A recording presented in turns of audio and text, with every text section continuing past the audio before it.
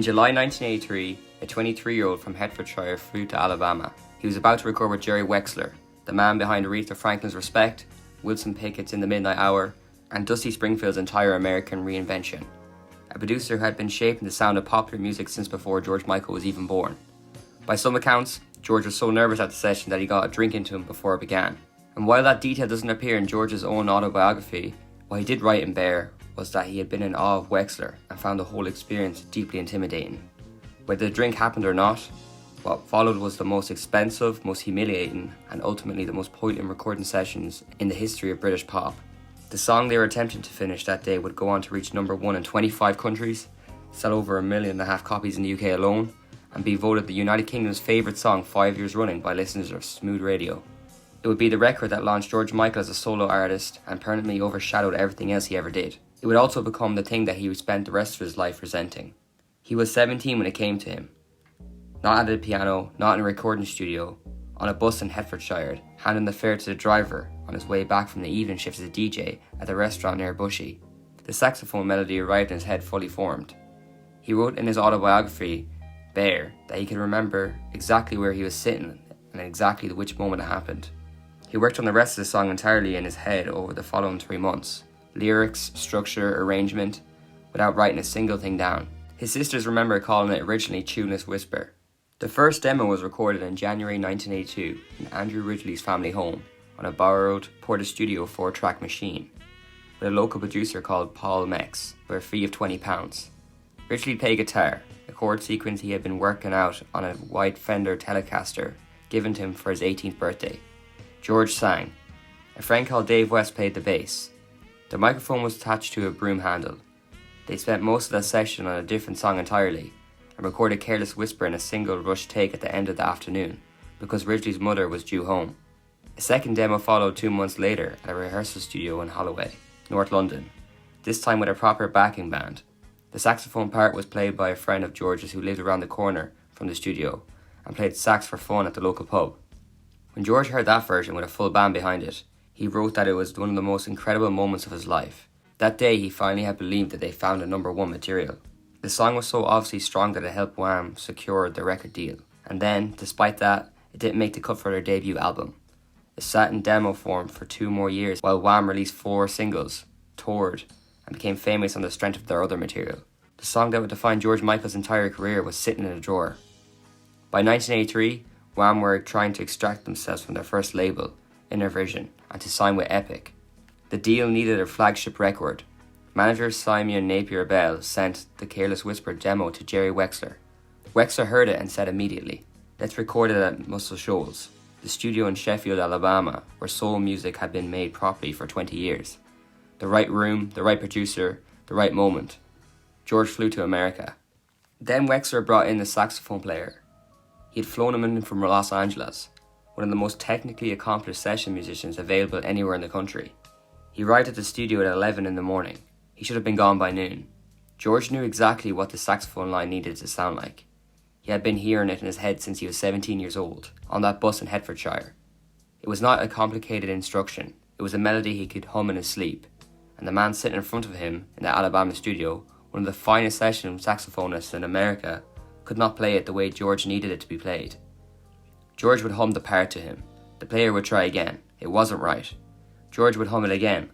The player would adjust, still not right. This went on for 2 hours. Wham manager Simon Napier Bell, who was present, later wrote about the atmosphere in the studio. Everyone in the room, he said, shuddered with embarrassment. Not at the man on the saxophone. That man was doing everything technically correct. The embarrassment came from watching a 20-year-old from Hertfordshire sit in a studio with one of the most respected producers alive and insist quietly and repeatedly that something was wrong with the sound, while no one else in the room could hear what he was hearing. Jerry Wexler eventually arrived at the conclusion that nobody had anticipated. The problem, he told Napier Bell, was not that the saxophonist was bad. The problem was the opposite. The original demo had been recorded 2 years earlier in North London by a friend of George who had played the sax at a local pub for fun. Someone with no formal training, no session experience, and almost certainly that no idea that he was using the incorrect fingering. That incorrectness, that slight technical imperfection in the way that the notes were being produced, had given a melody to its particular feel, its character, the thing that made it sound like nothing else. A properly trained musician, playing the part as it was written using correct technique, could not replicate an error he would never have thought to make. Wexler said it plainly. The American, he told Napier Bell, was simply too good to get it. They finished the session. The backing track was there, George's vocal was there, the saxophonist's part was recorded, technically correct, in the hands of one of the best players available. And when George listened back to what they had made in Alabama, he wrote in Bear that he was deeply disappointed. Not because it sounded like a bad record, because it sounded like someone else's record. Too smooth, too polished, too middle off the road. He wrote that it had none of his character on it. Andrew Ridgeley, hearing the Muscle Shoals version for the first time in the Wham Netflix documentary, made decades later, had one word for what happened to that song: eviscerated. While George was still in Alabama, a separate problem was developing back in London. Intervision, the label Wham were trying to leave, had got wind of the recording and were planning to release it. They wanted to put out the Wexler version as a single without George's approval, to capitalise on Wham's momentum before the legal dispute with the band was resolved. George's music publisher, Dick Leahy, stepped in. He blocked the release on the grounds that as the copyright holder, he controlled the license for any of the first releases of the recording. Intervision could not use it without his permission, and he was not given it. Leahy later said that they knew how big that song could be, and that it was necessary to upset a few people to stop it from coming out the wrong way. The Wexler version was eventually released, but only as a B-side on a limited 12-inch single press for UK and Japan. That was as close to a record shop as George would allow it to get. He flew back to London. He booked time at Sarm West Studio 2. He told the musicians he had normally worked with to come in. And then he said, by his own account, sod this. He was going to record the song as though he'd never attempted before and see what happened. Fresh start, no Muscle Shoals, no session players from Los Angeles, just the song the way he had always heard it. The only thing still needed was a saxophone player who could actually play it. He started auditioning for the saxophone players. One by one they came into Sarm West Studio 2, sat down, listened to what George needed, and played the part. One by one they got it wrong. Not wrong in the way the Los Angeles player had it wrong. Technically proficient, but missing the feel. Wrong in different ways, for different reasons. None of which George could fully articulate beyond the fact that he knew immediately when he heard it wasn't right. He got through 10 of them. The 11th player to come in was a jazz musician named Steve Gregory. Gregory arrived at the studio and joined a queue of musicians waiting in the corridor outside. While he was waiting, the saxophonist ahead of him in the queue had had enough. He put his instrument down, stood up, and walked out of the building. His parting assessment, delivered to nobody, in particular as he left, was that this was obviously going to be some crappy B-side anyways, so he was off. Gregory went in. He sat down, listened to what George wanted, and began to play. Almost immediately, he encountered a problem that had nothing to do with the feel or interpretation or technique. The note George needed, the top F sharp that the melody required, was physically impossible to play on Gregory's saxophone. His Selmer Mark VI tenor simply did not have a key for it. A lesser session would have stopped there. Engineer Chris Porter found a solution. He slowed the tape down. Gregory played the entire part in a lower key, where his saxophone could reach every note cleanly and naturally.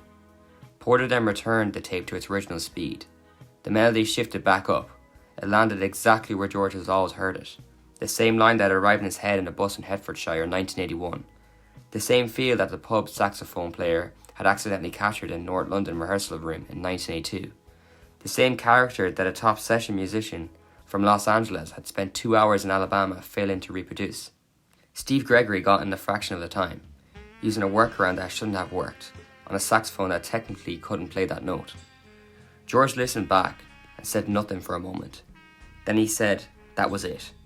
4 recording sessions across 2 countries, 11 saxophone players, a £20 demo in a family living room, a world-class producer in Alabama, 10 failed attempts in London, and finally a jazz musician playing in the wrong key on a slowdown tape.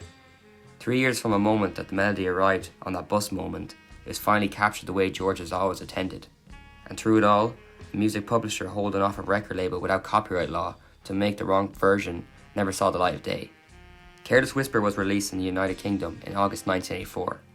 The single was credited solely to George Michael, not Wham, not to Wham, featuring George Michael, just George Michael alone. It was a deliberate and calculated move. George had privately told his management that Wham would eventually break up, In public, he said only the song that didn't fit the band style. The truth was that Careless Whisper was always meant to be the opening move in his solo career, released 2 years before he was ready to admit that to anyone. He entered the UK singles chart at number 12 on Thursday. 2 weeks later, he was at number 1, ending a 9-week run at the top for Two Tribes by Frankie Goes to Hollywood. The song stayed there for 3 weeks. It reached number 1 in 25 countries. In the United States, it was named Billboard's number 1 song of 1985. It won the Ivor Novello Award for the most performed work, making George, at 21 years old, the youngest person to ever receive it. In the UK alone, it sold over 500,000 copies. 7 years after writing Careless Whisper on a bus, George Michael sat to write his autobiography. When he got to the song, he did not write about the pride of creating something that had connected with millions of people. He did not write about chart positions or the awards or sale figures.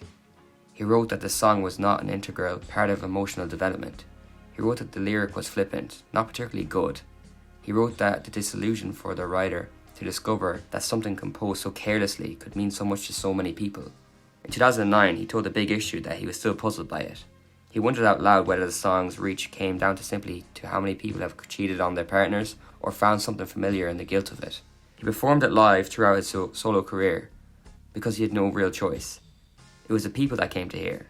In the same autobiography where he dismissed the lyric, he wrote, half irritated and half genuinely bewildered, that Careless Whisper was more resonant than his name. He was right about that. The saxophone line that came to him on a bus in Hertfordshire, that pub player accidentally gave its character, that world-class session musician that couldn't replicate it, that an engineer captured by slowing down the tape, the 4 notes that outlasted everything George Michael could ever propose. He spent the rest of his life knowing it, and never quite forgiven himself for writing it so carelessly.